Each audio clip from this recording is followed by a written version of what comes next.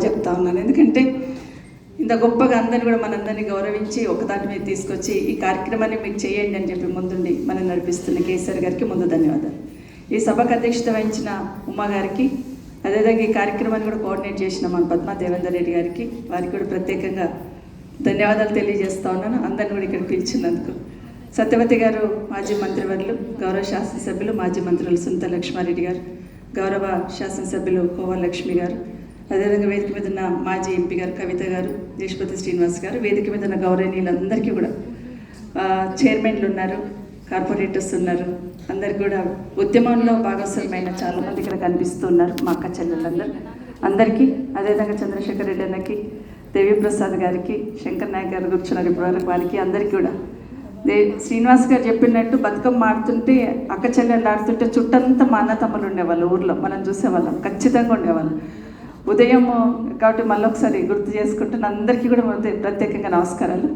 నిజంగానే బతుకమ్మ ఆడుతున్నప్పుడు చిన్నప్పుడు మాతో పాటు మా అన్నదమ్ములు కూడా ఉదయం నుండి మాతో పార్టిసిపేట్ చేసేవాళ్ళు. ఎందుకంటే పూలు తెంపక రావాలి కదా, పొద్దున్న లేసి, ఇప్పుడంటే ఆర్డర్ ఇస్తుందా పూలు వస్తున్నాయి బతుకమ్మను పేర్చుకుంటున్నాం, అది వేరు.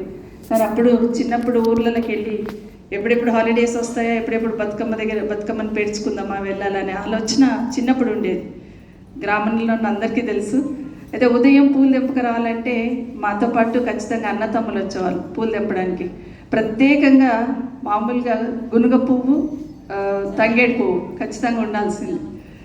ఈ తంగేడు పువ్వు ఎక్కడుంది, గునుగ పువ్వులు ఎక్కడున్నాయి, ఖచ్చితంగా ఉండాల్సిందని తీసుకునే వాళ్ళం. ఒక బతుకమ్మ పండుగ రోజు మాత్రమే ఆ రెండు పువ్వులకి ఇంపార్టెన్స్ ఇచ్చేవాళ్ళు. కానీ ఖచ్చితంగా వెతికి తీసుకొచ్చేవాళ్ళం. సో సాయంత్రం పేర్చిన తర్వాత బతుకమ్మ ఆడినంతసేపు మా అన్నదమ్ములందరూ నిల్చొని ఉండే వాళ్ళందరూ కూడా బతుకమ్మ ఆడిన తర్వాత మనకు ఆడబిడ్డలకు కష్టం కావద్దని వాళ్ళే మోసుకొని పోయేవాళ్ళు. పెద్ద పెద్ద బతుకమ్మలు ఆడితే వాళ్ళే మోసుకొని చెరువుల దగ్గరికి వెళ్ళి నిమజ్జనం చేసేంత వరకు ఉండి వచ్చేవాళ్ళు. నిజంగా ఆ మెమరీస్ తెలంగాణ సంస్కృతిలో భాగమైన బతుకమ్మ పండుగని ఉద్యమ కాలంలో తెలంగాణ ఉద్యమం నడుస్తున్నప్పుడు, సరే ఉద్యమంలో బతుకమ్మను కూడా భాగం చేసి ఎక్కడ పోయినా కూడా బతుకమ్మను తీసుకొని వచ్చేవాళ్ళు, బోనాలను తీసుకొని వచ్చేవాళ్ళు. కానీ తెలంగాణ రాకముందు ఎట్లుండేది, మనకు తెలంగాణ వర్డ్స్ అంటే మన భాషను, మన యాసను కూడా తక్కువ చేసి చూసేవాళ్ళు, తెలంగాణ ప్రాంతాన్ని తక్కువ చేసి చూసేవాళ్ళు. పూలను పెట్టి ఏంటి ఆడతారు వీళ్ళని ఎగతాళి చేసిన సందర్భాలు కూడా ఉన్నాయి. అట్లాంటిది ఉద్యమంతో పాటు ఈ బతుకమ్మ పండుగని, అదేవిధంగా బోనాల పండుగని కూడా విస్తృతంగా ప్రచారంలోకి తీసుకొచ్చి నిజంగా చాలా గొప్పగా మన సంస్కృతి చాటి చెప్పిన ఘనత ఖచ్చితంగా కేసీఆర్ గారికే దక్కుతుంది. నిజంగానే ఉమా గారు చెప్పినట్టు అరెస్ట్ చేసినప్పుడు బతుకమ్మను కూడా తీసుకొని పోయేవాళ్ళు పోలీస్ స్టేషన్కి తీసుకెళ్ళి, సరే తీసుకెళ్ళారు అక్కడ ఉన్నారు కదా అని అనుకుంటున్న సందర్భంలో స్టేషన్లను పెట్టి ఆడేవాళ్ళు బతుకమ్మను కూడా. ఇక ఏమనేవాళ్ళం కాదు, బతుకమ్మను ఆడుతున్నప్పుడు బతుకమ్మను ఆడించే వాళ్ళ కోసేపు. అంటే అంత గొప్పగా ఉద్యమంతో పాటు ఈ మన సంస్కృతి కూడా అంత ప్రాధాన్యత వచ్చేటట్టు గొప్పగా ప్రచారం చేసిన నాయకుడు గౌరవనీయులు కేసీఆర్ గారని ఒకసారి గుర్తు చేసుకుంటూ ఈరోజు తెలంగాణ రాష్ట్ర ఆడబిడ్డలకు అందరికీ కూడా శుభాకాంక్షలు తెలియజేస్తా ఉన్నాను. ఎందుకంటే కేసీఆర్ గారు నిజంగా ఒక తండ్రిలాగా ఆలోచించారు కాబట్టి, ఇంతకుముందు సత్యవతి రాథోడ్ గారు చెప్పినట్టు ఆడబిడ్డని కేంద్ర బిందువుగా చేస్తూ చాలా పథకాలు తీసుకొచ్చారు. ప్రతి పథకం వెనకాల ఆడబిడ్డ క్షేమం అనేది స్పష్టంగా కనిపించింది. కానీ ఈరోజు వాటిని చెరిపివేయాలనే ప్రయత్నం ఈ ప్రభుత్వం చేస్తున్న దాన్ని కూడా ప్రజలందరూ గమనిస్తూ ఉన్నారు. 2 సంవత్సరాలు అయింది. ఈ 2 సంవత్సరాల్లో కేసీఆర్ గారిని 1,00,000 సార్లు తలుచుకొని ఉంటారు. ప్రతి దగ్గర కూడా 1,00,000 సార్లు తలుచుకొని ఉంటారు ఒకరొకరు. ఏ చిన్న ఇబ్బంది వచ్చినా, అయ్యో కేసీఆర్ గారు ఉన్నప్పుడు ఇట్లా లేదే అనే ఆలోచన ప్రతి ఒక్కరికి మమ్మల్ని తండ్రిలాగా ఆదుకున్నాడనే ఆలోచన కనిపించింది.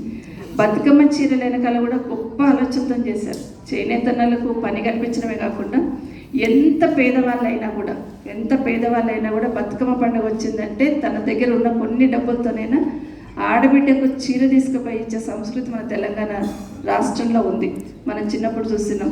అప్పు చేసో సొప్పు చేసో ఆడబిడ్డకు మాత్రం వెళ్ళి అన్నదమ్ములు పోయి బట్టలు ఇచ్చి వచ్చిన సందర్భం మనం బతుకమ్మ పండుగకి ఇచ్చి బట్టలు ఇచ్చి పండుగ పిలుచుకొచ్చిన సందర్భం మనం చూస్తున్నాం. నిజంగా నా గొప్ప సంస్కృతిని కేసీఆర్ గారు భవిష్యత్ తరాలకు ఇచ్చేటట్టు బతుకమ్మ చీరలు అనేది ఇవ్వడం జరిగింది. అప్పుడు చాలామంది చాలా కామెంట్స్ చేశారు.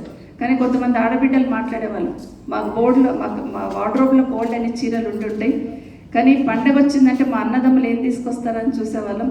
అమ్మగారింటికి పోతే ఒక పసుపు కొమ్మ పెట్టి ఒక బ్లౌజ్ పీస్ పెడితే ఇంటికి వచ్చి అదే గొప్పగా అత్తగారింట్లో చెప్తుంటాం, మా అమ్మ మాకు బ్లౌజ్ పెట్టింది, మా అన్నదమ్ములు మాకు చీర పెట్టిండ్రని. ఎంత ఖరీదైన చీరలున్నా ఈ చీర మీద ఉన్న మమకారం, ప్రేమ అవన్నీ వేరే చీరలలో దొరకవమ్మా అని కొంతమంది ఆడబిడ్డలు మాట్లాడేవాళ్ళు. మన ఒక విషయంలో మాట్లాడుతుంటే ఒక అమ్మ చెప్తా ఉంది, కళ్యాణలక్ష్మి గురించి మాట్లాడుతూ, బంగారం ఇవ్వకపోయారు కదమ్మ అంటే, కళ్యాణలక్ష్మి చెక్ ఏదైతే కళ్యాణలక్ష్మికి ₹1,00,000 ఇచ్చాడో ఆయన రాష్ట్రంలో అందరికి ఒక మేనమామలాగా ఇచ్చాడమ్మ కేసీఆర్ గారు. ఇప్పుడు ఉన్న వాళ్ళకి ధ్యాస లేదనే మాట మాట్లాడినారు.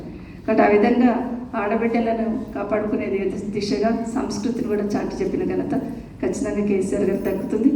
శ్రీనివాస్ గారు చెప్పినట్టు తెలంగాణ తల్లి చేతిలో మళ్ళీ బతుకమ్మ రావాలి. తెలంగాణ తల్లి చేతిలో మళ్ళీ బతుకమ్మ రావాలంటే మళ్ళీ కేసీఆర్ గారు వెనక్కి రావాలి.